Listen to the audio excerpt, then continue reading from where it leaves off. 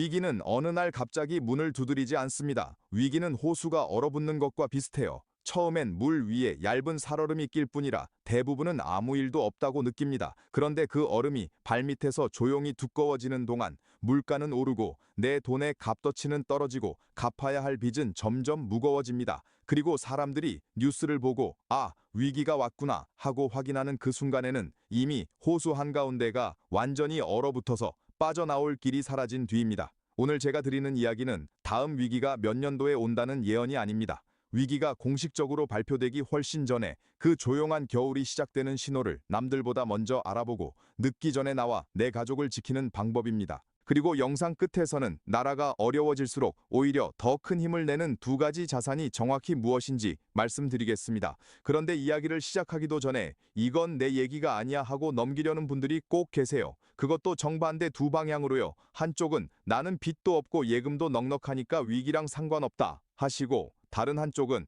나는 가진 게 별로 없으니 이런 자산 이야기는 부자들 얘기다 하십니다.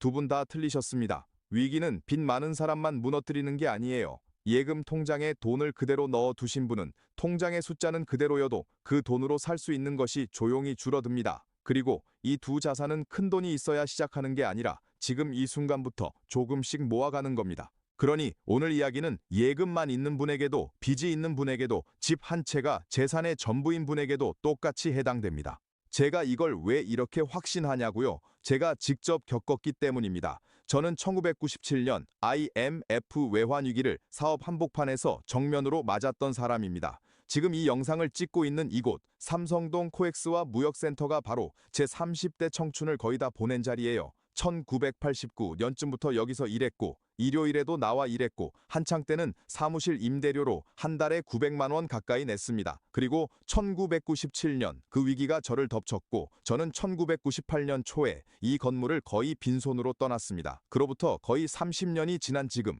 저는 부와 인공지능을 이야기하는 강연자로 다시 이 자리에 섰습니다. 그 사이에 무슨 일이 있었는지, 무엇이 저를 살렸는지 오늘 하나도 빠짐없이 말씀드릴게요. 도움이 되실 것 같으면 지금 구독과 알림 설정을 먼저 눌러주세요. 이런 위기 대비 이야기는 뉴스가 알려줄 때쯤이면 이미 늦거든요. 그럼 위기가 어떻게 조용히 얼어붙는지부터 보겠습니다. 경제는 하루아침에 멈추지 않아요. 먼저 금리가 오릅니다. 그 다음 대출이 막히기 시작하고 가게는 지갑을 닫고 작은 가게들은 매출이 줄고 갚아야 할 원리금은 더 무거워지고 자산 가격은 슬금슬금 내려가고 결국 기업이든 가정이든 빚을 다시 굴릴 수가 없게 됩니다. 이게 얼음이 두꺼워지는 과정이에요. 얼음판 한가운데가 완전히 굳은 뒤엔 그 위에 서 있는 사람은 손 쓸 방법이 없습니다. 그리고 여기서 꼭 아셔야 할 게 있어요. 1997년의 위기와 지금의 위험은 성격이 다릅니다. 그때는 문제가 주로 몇몇 거대 재벌과 빚을 과도하게 진 큰 기업들에 몰려 있었어요. 그런데 지금 이야기되는 위험은 훨씬 더 넓게 퍼져 있습니다. 평범한 가정, 자영업자, 작은 상인, 대출 끼고 집 산 사람, 카드빚과 대출을 안고 사는 사람, 팬데믹을 빚으로 버텨낸 가게들. 오늘의 위험은 대기업 재무제표 한 장에만 있는 게 아니라 수백만 채의 집안에 흩어져 있어서 오히려 더 조용합니다. 그리고 대부분이 놓치는 게 하나 있어요. 통장에 1억, 2억이라는 숫자가 그대로 찍혀 있으면 내 재산도 그대로라고 착각하는 겁니다. 아닙니다. 숫자로서의 돈과 그 돈의 진짜 값어치, 즉 그걸로 실제로 살 수 있는 것의 양은 전혀 다릅니다. 위기가 오면 통장의 숫자는 안 변해도 그 돈으로 살 수 있는 자산과 물건은 확 줄어들 수 있어요. 특히 환율이 그렇습니다. 평생 달러 한 장 안 사는 분도 환율에서 자유롭지 않아요. 달러가 오르면 기름값, 수입 먹거리, 비료, 에너지, 전자제품, 건축 자재, 공장 원가, 심지어 새 아파트 분양가까지 다 밀려 올라갑니다. 내 월급은 원화로 똑같이 들어오는데 그 돈으로 살 수 있는 건 점점 줄어드는 거예요. 제가 그때 배운 첫 번째 교훈이 이겁니다. 위기를 모두가 인정할 때까지 기다린 사람은 가장 중요한 준비의 시간을 이미 다 놓친 겁니다. 저는 그나마 국제 경제를 공부하고 있어서 남들보다 조금 일찍 이 문제의 크기를 알아챘어요. 진짜 무서운 건 투자해서 돈을 잃는 게 아닙니다. 몇 년, 몇십 년 일한 결과가 통장엔 숫자로 남아있는데 그 숫자가 예전 같은 안전도, 같은 집도, 같은 미래도 더는 사지 못한다는 걸 뒤늦게 깨닫는 겁니다. 그럼 그 위기가 제 빚을 어떻게 한 달 만에 2배로 불렸는지 지금부터 보여드리겠습니다. 숫자로 말씀드릴게요. 저는 그때 물건을 수입해서 파는 사업을 하고 있었고 환율에 묶인 결제 대금을 지고 있었습니다. 원래 약 4억 원어치였던 물건 값이 원화가 폭락하면서 갚아야 할 돈으로는 약 8억 원이 됐습니다. 그것도 한 달 남짓만이에요. 제가 새로 뭘 더 산 것도 아니고 사고를 친 것도 아니고 그달의 경영을 잘못한 것도 아닙니다. 가만히 있었는데 빚이 2배가 된 거예요. 무역센터에서 은행까지 걸어서 이 3분 거리를 걷는 그 짧은 사이에도 환율 때문에 갚을 돈이 100만 원, 200만 원씩 늘어있곤 했습니다.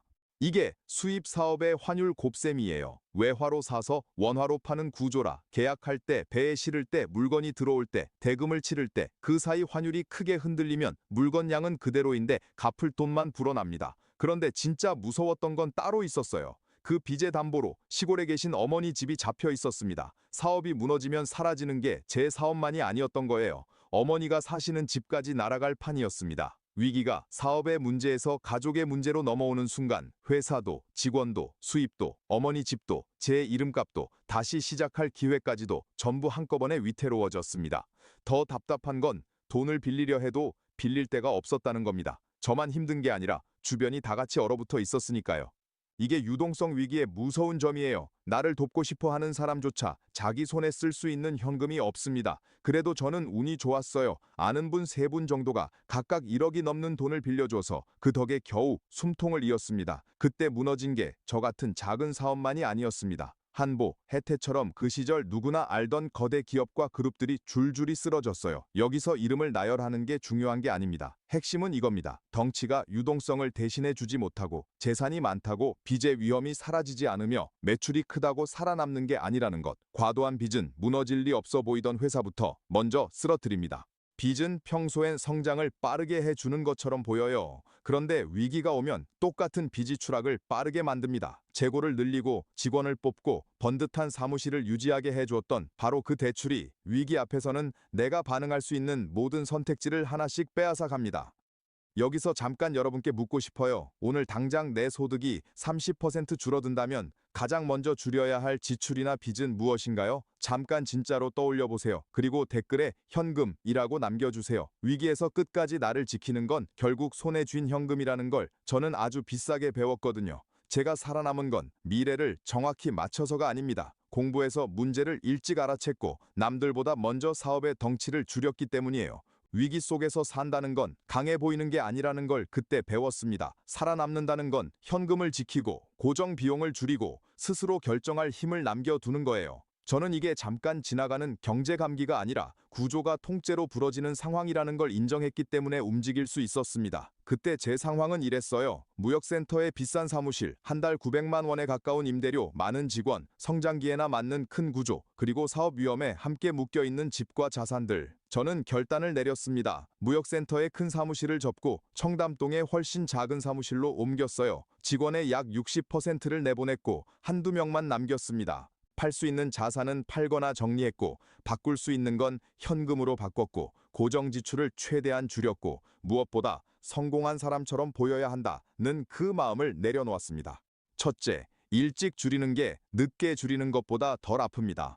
대부분은 위기가 금방 지나갈 거라 믿고 예전 구조를 그대로 끌고 갑니다. 그러는 동안 임대료, 월급, 이자, 관리비, 재고, 할부가 현금을 계속 갉아먹어요. 일찍 줄인 사람만이 더 긴 겨울을 건널 자금을 남깁니다. 둘째, 줄이는 데엔 마음의 비용이 듭니다. 직원을 내보내고 작은 사무실로 옮기고 자산을 파는 걸 사람들은 실패로 봅니다. 그런데 어떤 순간에는 자존심이 곧 지출이에요. 무너진 것처럼 보이기 싫어서 겉모습을 유지하다가 남은 얼마 안 되는 재산까지 다 태우는 경우를 저는 너무 많이 봤습니다. 셋째, 유동성은 그냥 놀고 있는 돈이 아닙니다. 유동성은 생각할 시간이고 협상할 여지이고 꼭 필요한 지출을 감당할 힘이고 싸게 나온 자산을 살 자유이고 급전 대출에 매달리지 않을 독립이고 헐값에 억지로 팔지 않아도 되는 방패입니다. 넷째, 미리 안 정보가 무기가 됐습니다. 저는 그때 국제대학원을 다니면서 IMF가 어떻게 움직이는지 공부하고 있었어요. 다른 사장님들이 곧 회복될 거라 기다리는 동안 저는 지금 당장 구조를 바꿔야 한다는 걸 알았습니다. 똑똑해서가 아니라 아는 것을 근거로 빠르게 움직였기 때문이에요. 그러니 여러분도 오늘 딱 이걸 점검해 보세요. 내 손에 쥔 돈으로 몇 달치 생활비가 버티는지, 빨리 팔 수 있는 자산이 무엇인지, 금리가 변동인 빚은 어떤 건지, 줄일 수 있는 고정 지출은 무엇인지, 소득이 끊기면 무너지는 의무는 무엇인지, 그리고 내 재산 중 얼마가 당장 못 파는 자산에 묶여 있는지, 몇 년간 쌓아 올린 삶을 스스로 줄이는 건 정말 어려운 결정입니다. 하지만 그 반대는 원치 않는 방식으로 전부를 잃는 거예요. 이런 신호를 남들보다 먼저 챙겨보는 게 신용이 다 마른 뒤에 해결책을 찾는 것보다 훨씬 값지기 때문에 구독을 눌러두시라고 다시 한번 말씀드립니다. 그런데 줄이는 게 끝이 아니었어요. 위기 동안 현금을 지킨 사람에겐 평소엔 절대 오지 않는 기회가 찾아옵니다. 여기서 오늘 영상에서 가장 중요한 이야기를 하겠습니다. 위기는 가치를 똑같이 파괴하지 않아요. 위기는 유동성이 없는 사람의 자산을 준비된 사람에게로 옮깁니다. 고통을 미화하려는 게 아닙니다. 좋은 자산이 어떻게 팔아야만 하는 사람의 손에서 살 수 있는 사람의 손으로 넘어가는지 그 구조를 설명하려는 거예요. 예를 들어 볼게요. 위기 전에 1억이던 집이 위기 동안 30%에서 50%까지 빠졌다고 해봅시다. 현금을 쥔 사람은 그걸 5천만 원에서 7천만 원에 삽니다. 빚에 몰린 주인은 팔 수밖에 없고요. 그리고 경제가 회복되면 그 오름폭은 산 사람이 가져갑니다. 위기 전 2억, 2천만 원이던 집이 크게 빠졌다가 준비된 사람이 할인가에 사들이고 몇 년 뒤 그 값을 회복하거나 넘어서는 경우도 있어요. 다만 이 숫자들은 어디까지나 구조를 보여주는 예시일 뿐 오른다는 보장은 절대 아닙니다. 첫째, 자발적인 매도와 강제된 매도는 완전히 다릅니다. 현금이 있는 사람은 기다릴 수 있어요. 빚이 있는 사람은 이자를 내려고, 대출을 갚으려고, 생활비를 대려고, 경매를 피하려고, 사업을 지키려고 팔아야만 합니다. 사는 사람이 힘을 갖는 이유는 시간에 쫓기지 않기 때문이에요. 둘째, 공포에 빠지면 좋은 자산과 나쁜 자산이 같이 떨어집니다. 위기 때는 현금을 만들려고 나쁜 자산만이 아니라 멀쩡한 우량 자산까지 던지거든요. 그래서 가격과 진짜 가치, 품질, 앞으로 돈을 벌어줄 힘 사이에 벌어짐이 생깁니다. 셋째, 부자는 아무 때나 사지 않아요. 돈이 튼튼한 사람들은 현금을 쟁여두고 사이클을 공부하고 기다리고 감정적으로 사지 않고 한동안 아무것도 안 하는 것처럼 보이는 걸 견디다가 남들이 팔아야 할 때 움직입니다. 그들의 진짜 강점은 바닥을 정확히 맞히는 게 아니라 기회가 왔을 때 손에 현금이 없지 않다는 것입니다. 넷째, 싼 것과 좋은 것은 다릅니다. 떨어졌다고 아무거나 사면 안 돼요. 봐야 할 건 우량한 자산입니다. 업종을 이끄는 기업, 입지가 강한 부동산, 현금이 도는 사업, 잘 팔리는 유동자산, 내가 이해할 수 있는 투자, 빚 의존이 낮은 것. 다섯째, 바닥을 맞추려는 시도 자체가 위험합니다. 가장 싼 지점을 아무도 정확히 모릅니다. 그래서 더 현명한 방법은 나눠서 사고 얼마까지만 넣을지 한도를 정하고 따로 떼어둔 여윳돈으로 하고 분산하고 더 떨어질 때를 대비해 현금을 남겨두는 겁니다. 같은 위기에 같은 자산이 반토막 나는 걸 두 사람이 봅니다. 한 사람은 전부를 잃었다고 느끼고 다른 한 사람은 기회를 봅니다. 그 차이는 몇 년간 유동성과 인내를 쌓아왔느냐에 있어요. 그리고 바로 여기서 제목에서 약속한 두 가지 자산에 다다릅니다. 하나는 여러분이 움직일 수 있는 힘을 지켜주고 다른 하나는 돈 자체의 값어치가 무너질 때 그 값을 지켜줍니다. 자, 그 두 가지 자산입니다. 첫째는 달러를 비롯한 강한 통화의 유동성, 둘째는 조금씩 모아가되 절대 몰빵하지 않는 금입니다. 둘은 하는 일이 달라요. 달러는 움직일 수 있는 힘, 국제적으로 결제할 수 있는 힘, 상대적인 구매력을 지켜줍니다. 금은 화폐나 제도, 금융 시스템에 대한 신뢰가 흔들리는 극단적인 상황에서 값어치를 지키는 최후의 저장고 역할을 합니다. 먼저 달러입니다. 오해하지 마세요. 원화를 완전히 버리자거나 우리나라가 망한데 베팅하자는 게 아닙니다. 내 자산의 100%가 똑같은 환율 위험 하나에 매달려 있지 않게 하자는 겁니다. 달러는 국제무역, 수입, 각국 중앙은행의 준비금, 에너지, 원자재, 외채 상환에 쓰입니다. 그래서 전 세계가 안전과 현금을 찾기 시작하면 달러 수요가 커지는 경향이 있어요. 만약 내 원화 장호는 그대로인데 달러가 크게 오르면 나는 해외여행, 수입품 구매, 해외 투자, 원자재 확보, 수입 물가 방어 능력을 그만큼 잃는 겁니다. 여기서 중요한 건 유동성은 위기가 오기 전에 준비돼 있어야 한다는 거예요. 크게 튀어오른 다음에 달러를 사면 비쌉니다. 그러니 평소에 분산된 준비금의 일부로 조금씩 모아가는 게 핵심입니다. 그리고 절대 오해하시면 안 되는 게 달러는 항상 오르는 투자가 아닙니다. 어떤 시기엔 떨어지기도 해요. 달러의 역할은 수익을 내는 게 아니라 하나의 통화에만 매달리는 위험을 줄이는 겁니다. 구체적인 방법은 외화 통장, 달러 예금, 환 관련 펀드, 달러 표시 채권, 글로벌 자산, 법이 허용하는 한도 안의 현물 등이 있는데 각각 수수료와 세금 그리고 맡기는 기관의 위험을 반드시 따로 확인하셔야 합니다. 두 번째 자산은 금입니다. 금은 통화나 제도, 금융 시스템에 대한 신뢰가 무너질 때를 대비하는 보호 자산이에요. 금은 역사적으로 오래 인정받아 왔고 공급이 제한돼 있고 특정 회사에 딸린 게 아니고 현물로 쥐고 있으면 상대가 부도날 신용 위험이 없고 국제적으로 통합니다. 그리고 우리에겐 특별한 기억이 있죠. IMF 때 온 국민이 장롱 속 금을 모아 내놓았던 금 모으기 운동. 이건 그때 우리가 함께 뭉쳤다는 역사적이고 감정적인 기억으로 기억하시되 오늘 내 금을 나라에 갖다 바치라는 이야기로 받아들이시면 안 됩니다. 금에 대해 솔직하게 말씀드릴게요. 이건 규칙이 아니라 제 의견입니다. 저는 금이 크게 오른 뒤에는 한 20% 정도 조정을 받을 때 나눠서 사는 편입니다. 하지만 이건 객관적인 매수 규칙이 아니라 어디까지나 제 방식일 뿐이에요. 그리고 제가 분명히 말씀드리는 게 하나 있습니다. 저는 몰빵을 권하지 않아요. 금은 현금, 강한 통화, 우량한 주식, 튼튼한 부동산, 채권 같은 것들과 함께 재산의 일부로만 두는 겁니다. 형태도 골드바나 금화 같은 현물, ETF, 펀드, 금명예통장, 광산회사 주식 등으로 나뉘는데 각각 보관, 변동성, 황음성, 수수료, 상대방 위험, 세금이 다 다르니 꼭 따져보셔야 합니다. 저는 1997년을 겪고 나서 제 재산을 딱 3가지 원칙으로 다시 짰습니다. 언제든 쓸 수 있는 현금을 두고 일부는 달러로 된 자산으로 갖고 위험을 지는 투자는 오직 최고 등급이라 판단되는 기업과 부동산에만 한다. 저는 삼성이나 SK하이닉스 같은 큰 회사의 주식도 갖고 있지만 오늘 제목의 핵심은 어디까지나 달러와 현금 유동성 그리고 보호 자산으로서의 금입니다.